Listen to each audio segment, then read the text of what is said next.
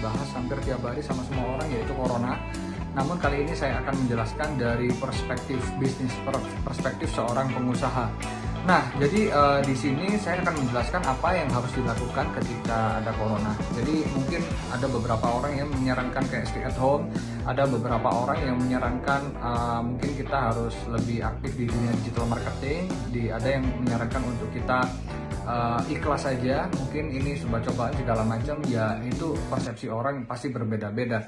Nah, kali ini saya akan share perspektif saya kira-kira seperti apa yang harus Anda lakukan atau mungkin teman-teman mau lakukan. Tapi ini murni dari saya ya, jadi buat teman-teman yang mau lakukan ya silakan, nggak mau ya udah, nggak ada masalah, tapi saya akan menjelaskan apa yang harus dilakukan. Nah, yang pertama adalah yang harus kita lakukan ketika musim seperti ini adalah adaptif. Yang pertama, adaptif itu apa? Adaptif itu adalah adaptasi dengan hal-hal yang kemudian ekstrim ya, hal-hal yang kita tidak duga-duga kemudian terjadi seperti ini, ya sudah. Kita tahu bahwa kita seorang pengusaha pasti mempelajari yang namanya supply dan demand. Nah, kebetulan demand daripada usaha seperti F&B, usaha seperti fashion, usaha seperti entertain itu dengan sangat drastis menurun.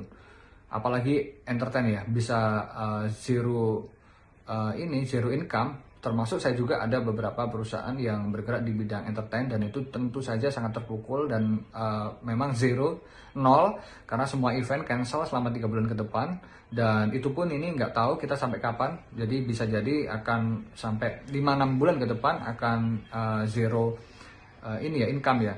Lantas apakah kemudian kita ini berdiam diri? Apakah kita menunggu corona baru kita ini bergerak? Nah, buat teman-teman yang sudah terdidik dengan kerja keras ya, tentunya ini hal yang susah dilakukan, sulit dilakukan. Orang-orang yang biasanya kerja keras di bisnisnya masing-masing kemudian sekarang harus diam di rumah. Kita kelar corona bisa stres gitu loh kalau kayak gitu caranya. Terus yang kita lakukan apa? Ya sudah, ketika kemudian demand yang ada itu banyak di bidang APD, yang di bidang kayak masker dan segala macam, ya maka jual lah.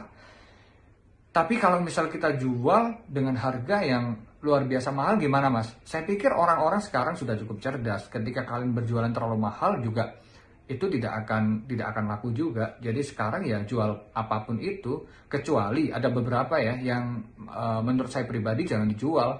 Apa itu yang nggak boleh dijual? Ya masker bedah itu nggak boleh dijual menurut saya. Masker triple itu, masker surgical itu nggak boleh dijual. Kenapa? Dokter perawat butuhin semua bos, masa kita menjual itu? Jadi ya apa ya, nggak bisa kita menjual sesuatu yang dibutuhkan oleh dokter sekarang.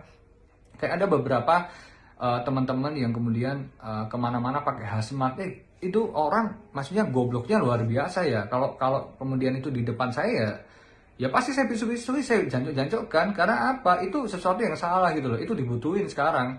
Kalau kemudian dengan alasan safety ya boleh lah. Semua orang takut corona bos, semua orang takut corona. Saya sendiri yang yang saya sendiri juga yang biasanya orang selalu jaga kesehatan, jaga pola makan segala macam, itu pun takut karena kita nggak tahu loh, orang sehat-sehat tiba-tiba corona.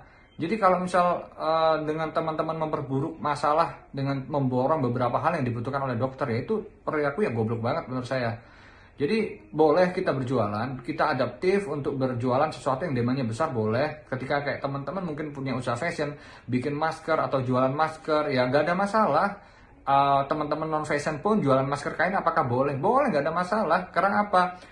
Dari Pak Menteri Kesehatan sekarang sudah menyarankan teman-teman semua pakai masker, baik di luar ataupun dalam rumah. Kalau kalian di mall nggak bawa masker, itu bisa dikeluarin dulu sekarang. Di beberapa bank-bank swasta itu saya appreciate, jadi orang nggak pakai masker dilarang masuk, ya itu luar biasa sekali menurut saya. Jadi harus memang kita melakukan itu sebenarnya. Nah, terus kemudian hand sanitizer gimana? Saya pikir hand sanitizer sekarang banyak semua udah jual. Jadi kalau misal memang teman-teman mau jual pun nggak ada masalah, karena memang sekarang kayaknya dokter sama perawat ya, hand sanitizer ini sudah terpenuhi. Banyak juga gerakan-gerakan yang membagikan itu secara gratis. Ada beberapa teman saya yang menjual hand sanitizer, sebut saja Mbak Sandy, ada Juragan 99 yang sampai dia 100.000 hand sanitizer gratis. Ada juga yang sampai sumbang-sumbang APD segala macam. Kalau misal teman-teman tanya, apa yang saya lakukan? Ya terserah, mau dibilang ria terserah, saya nggak peduli itu. Saya sudah membagikan banyak hal. Saya membagikan sama istri saya, sama komunitas saya, 1 truk beras. Saya juga ada bagi-bagi hampir 2000 ya, 2000 kotak untuk disebarkan semua rumah sakit untuk perawat sama dokter. Ada juga saya semprot disinfektan untuk rumah ibadah segala macam. Kalau kemudian teman-teman bilang riak, silakan, nggak peduli. Saya juga nggak peduli dengan Anda gitu loh. Kalau misal Anda berpikir kontra dengan saya nggak peduli. Karena saya lebih baik lebih baik saya sumbang tapi koar-koar daripada diam-diam tapi ternyata nggak sumbang. Ya bener nggak? Ya percuma. Orang juga mas harus yang gini, mas harus yang gitu, nggak boleh tangan kiri, harus disembunyikan ketika kanan memberi. Shit man, terserah, silakan. Kalau Anda memang berpikir seperti itu silakan. Saya nggak seperti itu. Ya udah, saya pamerin aja. Karena apa loh? Ketika kita makan, terus kemudian kita pamerin sama orang. Ketika ada dulu kayak Ruben Onsu makan, ya kan? Kemudian makannya lahap sekali, loh. Kita ini jadinya terpengaruh loh teman-teman, kita jadi ikutan lapar gitu loh. Ketika ada kemudian Adi Rai, Deddy Kobuser, fitness gitu, ya saya terpengaruh juga. Saya terpengaruh pengen nge-gym juga di seketika itu. Jadi menurut saya kalau misal kita menularkan sesuatu yang baik ya kenapa tidak, nggak ada masalah menurut saya. Jadi ya udah, kalau misal teman-teman sekarang jualan hand sanitizer laku ya jualan. Jualan teman-teman masker kain laku ya jualan. Jualan hazmat laku, kemudian hazmat itu perputarannya akan dibuat sumbang-sumbangan ya jualan lah. Karena apa? Ketika memang mesin jahit kita nganggur, terus kemudian kita nggak ngapa-ngapain, cuma pasar dengan keadaan, waduh, ya saya pikir bisa tamat kita kalau seperti itu caranya. Makanya saya bilang adaptif, apapun yang sekarang lagi dibutuhin, jual, selama kalian jualnya nggak keterlaluan. Jangan kemudian kalian bilang nih APD murah segini segala macam, open PO, kemudian barangnya nggak ada. Kemudian kalian jual masker apa segala macam, ternyata maskernya nggak ada. Kalian jualan hand sanitizer segala macam ternyata nggak ada, ya percuma juga gitu loh, barang goib namanya. Dan saya sangat mengutuk hal itu. Jadi buat teman-teman semua silakan jualan, tapi pastikan kalau misal kalian jualan itu juga ada peraturan yang tidak tertulis sebenarnya seperti itu. Nah, yang berikutnya adalah yang harus kita lakukan ketika corona selain adaptif adalah belajar digital marketing. Sekarang ini teman-teman ya, hampir semua orang itu pegang handphone dan hampir semua orang punya sosial media. Jadi menurut saya inilah momen terbaik untuk kalian belajar digital marketing. Kenapa? Akhirnya kalian tahu kan, kalian paham kan. Dulu saya ketika ngomong digital marketing kemana-mana, wah lu sok digital marketing lu, wah lu sok-sokan ini apa segala macam, seminar apa segala macam. Wah, buat teman-teman semua yang ngatain sekarang, ya terima itu jancuk ya, terima. Kalau digital itu memang penting sekali. Sekarang usaha yang tanpa ada digital, wah hancur semua bos. Jadi saya pikir kalau misal teman-teman tidak adaptif dan tidak mengerti digital marketing, ya sayang sekali. Digital marketing itu apa sih bang? Simple. Kalian main Instagram, main Facebook, itu udah. Nanti kalau ads ya udah ikuti langkah-langkahnya. Kalau misal kalian mau endorse ya udah itu. Intinya digital marketing apa? Kalau misal saya ini ya banyak. Saya nggak bahas lah sales funneling atau apalah. Intinya kalian bisa jualan lewat internet. Udah itu digital marketing. Buat teman-teman kemudian adu ilmu sama saya, silakan. Kalau Anda kemudian berbicara tentang extreme marketing, empati marketing, apa segala macam, saya silakan. Karena mohon maaf, saya juga expert di dunia digital marketing. Saya S2 di Magister Manajemen. Saya di dunia digital marketing, bukan hanya praktisi, tapi saya juga akademisi juga. Jadi ketika kalian tidak bisa memanfaatkan aset digital kalian, waduh saya pikir wah hancur juga gitu loh. Dan jangan sampai ini terjadi di kemudian hari.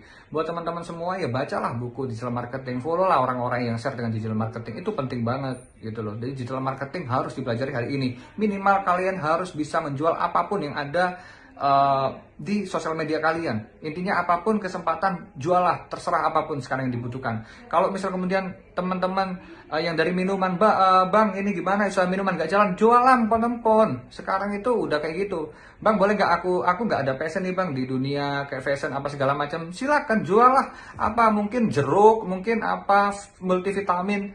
Jadi ya jualan aja. Kalau misalnya saya ditanya apa tuh digital marketing, pokoknya kamu bisa jualan di internet, ya sudah itu digital marketing gitu loh. Saya nggak butuh debat, nggak peduli. Buat pakar-pakar digital marketing apa segala macam silakan. Yang penting itu. Karena kalau kita ngasih tahu kayak misal bahasa-bahasa marketing lainnya kayak upselling, red ocean, blue ocean, shit lah, fuck lah, nggak akan lah kita mempelajari dalam waktu dekat. Intinya kalian jualan selesai, ambil margin tipis, ambil margin besar silakan. Yang jelas jangan nipu, udah itu aja kalau menurut saya. Itu yang kedua. Jadi yang pertama adaptif, yang kedua adalah belajar digital marketing. Yang berikutnya adalah strategi ketika corona. Nah, ini penting sekali buat teman-teman semua. Mungkin yang terbiasa dengan ads, mungkin yang terbiasa dengan mungkin kayak endorse atau paid promote, ya kan. Ya menurut saya ya, kalau kali ini kita berjualan dengan metode seperti itu kayaknya kok kurang jalan gitu loh. Kalau memang ada yang jalan, ya mungkin ada yang jalan, cuma menurut saya kurang works. Sekarang apa yang dilakukan? Jujur, saya semua budget marketing saya sekarang saya donasikan segala macam. Terus kemudian dari donasi apa segala macam, kita video, kita post segala macam. Ya nggak peduli, mau orang-orang nggak seneng dengan cara saya, nggak peduli gitu loh. Kenapa saya nggak peduli? Ya udah, karena saya nggak ngurusi orang-orang yang kemudian nggak sumbang tapi diem gitu.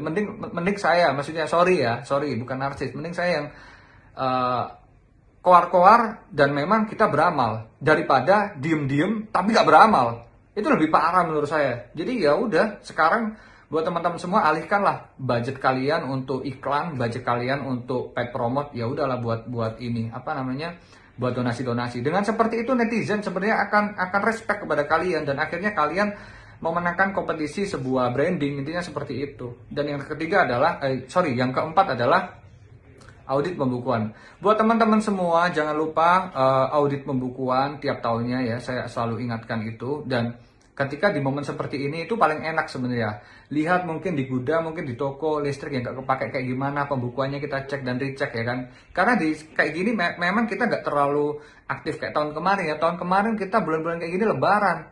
Kita pasti mendapatkan traffic yang luar biasa ya kan. Kita pasti jualannya luar biasa. Cuma kali ini ya udah, kita cek-cek aja pembukuan apa segala macam, apa yang budget yang nggak penting. Mungkin kita bisa ngurangi listrik, membantu pemerintahan. Mungkin kita juga cek-cek lagi apa yang budget tidak akan pernah di budget yang tidak kepake gitu loh. Kadang-kadang kan kita mungkin membeli sesuatu yang tidak kepake kan ada. Biasanya buat teman-teman kayak mungkin renovasi yang nggak penting atau apa. Jadi kalian juga bisa belajar lagi tentang bagaimana operasional itu berjalan. Jadi pelajari operasional itu yang penting. Jadi operasional itu berhubungan dengan audit pembukuan tadi, purchasing dan segala macam. Dan yang terakhir berdoa teman-teman pasti. Yang terakhir kita berdoa semua agar masalah ini, COVID ini cepat usai, agar semua kembali normal. Karena ya jujur, saya kangen banget yang namanya liburan. Saya kangen banget yang namanya bisa berinteraksi sosial buat teman-teman semua. Saya juga pengen juga sekarang itu bikin event yang pengunjungnya itu sampai meledak. Pasti pengen. Siapa yang nggak pengen? Kalau misal orang-orang ngomong pusing, waduh, men, saya itu kalau yang lihat story saya, wah, saya tuh numpuk barang luar biasa banyak dan itu numpuk semua. Kalau bisa kalau ngomong bang aku gini, wah, jangan ngeluh lah di depan saya, mohon maaf. Saya juga barang mandek miliaran juga kok. Saya juga ada beberapa usaha yang zero income kok. Tapi saya survive gitu loh, dan saya ganti sebaik mungkin dengan yang bidang yang sekarang demandnya luar biasa, yaitu apa? Saya jualan masker, saya jualan juga termogan, gitu. Saya juga bantu jual teman trading untuk hand sanitizer. Ya saya jual apapun yang tidak merugikan gitu loh. Kalau kemudian jual tapi yang jual masker triple, wah janganlah. Jual kemudian yang kalian jual ini maksudnya kayak glove buat bedah apa segala macam, ya saya kira ya Anda kalau misal melakukan itu ya sorry ya, Anda nggak terhormat, Anda jualan dengan tidak terhormat menurut saya. Jualah sesuatu yang dibutuhkan masyarakat, bukan dibutuhkan oleh dokter dan perawat, menurut saya itu.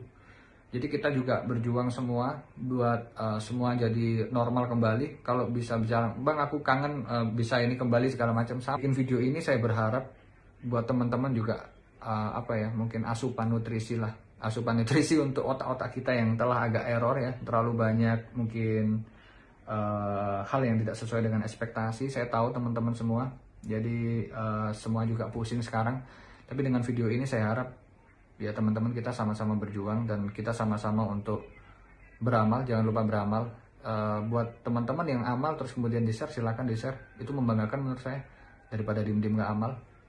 Jadi ayo teman-teman semua berjuang melawan COVID ini dan tetap berpenghasilan teman-teman. Jadi sampai jumpa, saya Tom Deava dan see you